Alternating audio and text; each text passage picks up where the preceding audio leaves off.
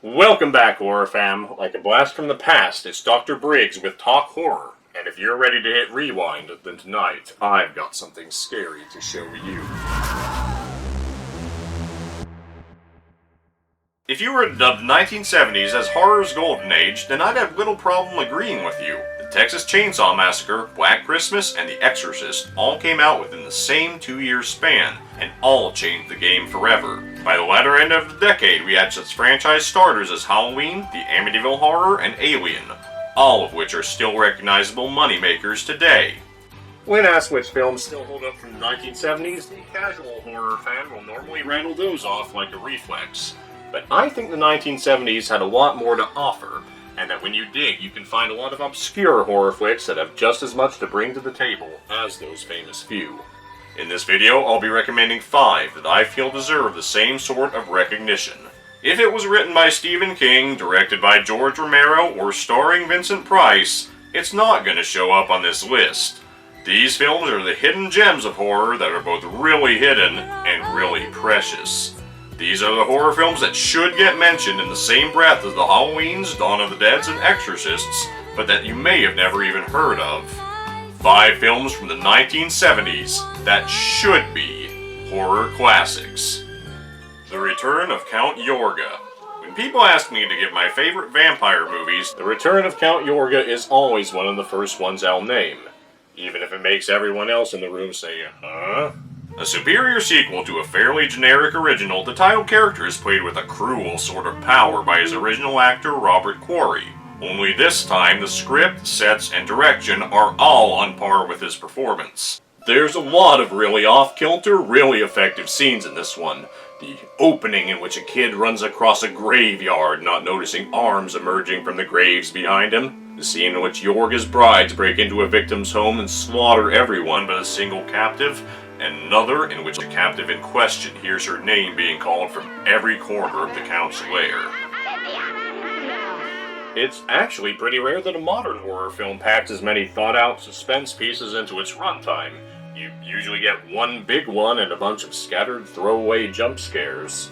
The editing and the pacing in this film are superb. For as many characters as it has, Return of Yorga never feels like it's rushing anyone's demise or settling into a formula.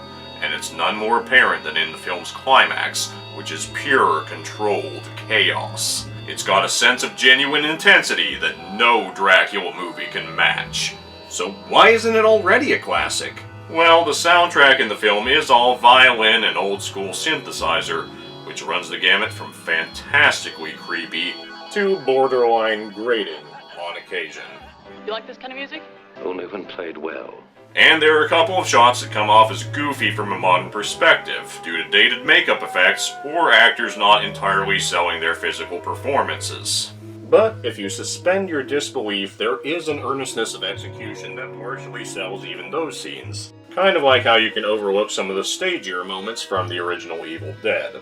Those are little, mostly aesthetic shortcomings against a distinguished central performance, a consistently solid script, and a hell of an eerie autumn atmosphere. It's a strong 7 out of 10. DeathDream. In 1974's Dead of Night, or as I'll refer to it by its less generic retitle, DeathDream, when Mr. and Mrs. Brooks' son Andy returns home from Vietnam after being reported as KIA, everyone is overjoyed at the miracle. Only Andy doesn't seem to think it was a miracle. He never eats anymore, he seldom talks, and when he emotes, you can tell there's nothing behind it. He exists now only by his mother's wish that he stay alive. But to live, he must feed. While the sets and character tropes in DeathDream carry with them the feel of a TV production, the dialogue and performances convey a bleakness that few indie horrors dare. Andy's behavior is unceasingly cold, hateful, temperamental, and as much as anyone would wish it were otherwise, devoid of affection. Mr. Brooks reels against his returned son's behavior, while his wife is driven mad by her own devotion, forced to abide by what the new Andy is capable of, like when the neighborhood kids test his last nerve. Make no mistake, this is a very restrained movie, but it's not afraid to show a share of unnerving, on-screen violence. The makeup effects were the debut work of Tom Savini, who had himself been a war photographer serving in Vietnam, And he gets a decent bit of time to show off, particularly in the film's final 10 minutes, when the film shifts into a much higher gear. This was not an awkward, barely passable first attempt. Tom was good from the first time his work was put on film. DeathDream is a slow burn, and its themes could be heavy for certain viewers. Can't believe a soldier do a thing like that. But it is a unique, ahead-of-its-time film that I would recommend you go outside of your comfort zone and give a watch. Its build-up is disturbing, its payoff is sudden but effective, and it may even make you feel something. It's a 7.5 out of 10. Oh, and if your copy doesn't feature a certain prominent line near the end, please check out the film's alternate ending. It's only one line that was left out, but you'll wonder why the hell they did it. Tourist Trap. The 8th film produced by Full Moon Entertainment founder Charles Band may not sound like a very promising prospect, but 1979's Tourist Trap, directed by the same man who made the first Puppet Master film, is with only the faintest shadow of a doubt the most genuinely scary film that Charlie has had a hand in making. This one relies less on slimy, drooly creature effects, and instead uses film style to keep the audience disoriented. It starts out feeling like the most basic slasher imaginable, sneaks in the weird shit detail by detail, until it takes on an almost survival horror, creeping about while the mystery is naturally revealed kind of aspect. Don't get the wrong idea. The scares in Tourist Trap are not very subtle. The opening death hits you out the gate with a barrage of laughing mannequins and telekinetically flung projectiles. But one of the things that unbalances you in Tourist Trap is the fact that the film doesn't pay much lip service to the questions of why or how all this is happening.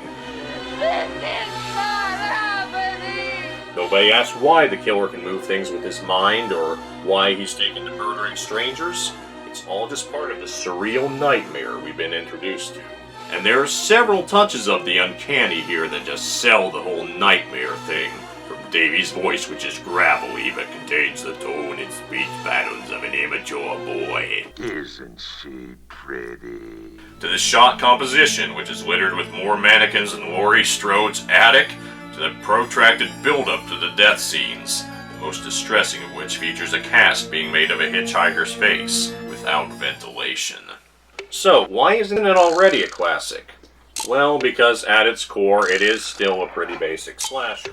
The big twist you'll probably see coming from a mile away, and not one thing in the film's runtime reinvents the wheel or leaves you breathless on the edge of your seat. But Tourist Trap's individual elements elevated above most slashers out there. Hell, I'd say Pino Donaggio's soundtrack, in tandem with Ted Nicolau's editing, are alone responsible for 2 of the points in this 8 out of 10 film. Who Can Kill a Child? Also entitled Island of the Damned, but never to be confused with 1976's Island of Death. This movie is just like Children of the Corn meets The Happening, except foreign and better. Much better! It's set on a tiny island town in the late stages of a massacre of the adult population by the children. There are only a few stragglers left when the vacationing man and his pregnant wife come to play, and realize none too soon that it's their turn to hide. In day or night, the deserted streets utilize agoraphobia to a T. While there's plenty of room to run, no one can run forever, and attacks can come from unexpected places. The children in this one aren't clumsy or corny, but a psychopathic hive mind giggling mockery and spite at those who had plans to make extinct, and never allowing them long to breathe. It is only the children's sadism that keeps them from killing Tom and Evelyn early on, forcing them first into an excruciating chase that endangers their own child, and then to face the dilemma posed by the title head on. ¿Quién puede matar a un niño? From start to finish, Who Can Kill a Child has the same vibe as a quality creepypasta. Unpredictable, vaguely explained, and ultimately grim. As far as Killer Kid films go, it's probably the one that makes its premise as uncomfortable as it should be, by not turning the children into full-on zombies or demons, nor adult fanatics in kid bodies. Also, similar to Cannibal Holocaust, the film is notorious for its prologue using actual documentary footage of starving or maimed children from disaster areas. But same as I'll say for Cannibal Holocaust, Who Can Kill a Child is not cheap exploitation. The scenes in question are intended to give context to the sole line in the film offered as a possible explanation for the children's rebellion. Por selección natural hayan empezado aquí. After the prologue, the film doesn't lose focus to being provocative. From the moment the lead couple arrives on the island of death to the film's climax, Who Can Kill a Child is all about maintaining a non-stop sense of tension alongside an undercurrent of moral terror. It is at times deeply revolting, not gratuitous. It's an 8.5 out of 10. Let's Scare Jessica to Death. Another vampire film, but not quite. Let's Scare Jessica to Death mentions the word vampire, but once in its runtime, we see no fangs, no sweeping in coffins, and no aversion to the sun. But through the eyes of the title character, we travel to a town where the undead walk among the populace. Only Jessica can't tell her husband Duncan, because she's just been released from psychiatric care, and he spent everything he had to make the move to the country to help her recover. Duncan already won't accept the idea that Jessica's cured. You're making me sick by worrying about me so much. But after Jessica allows a squatter to stay with them in their new home, she starts having fears about the girl, as well as the town. And after a run-in with a vanishing corpse, it becomes assured that to some degree Jessica is losing her mind. But insanity and the undead are not mutually exclusive. Before being a movie about vampires, Let's Scare Jessica to Death is a film about mental illness, relationship turmoil, and about isolation.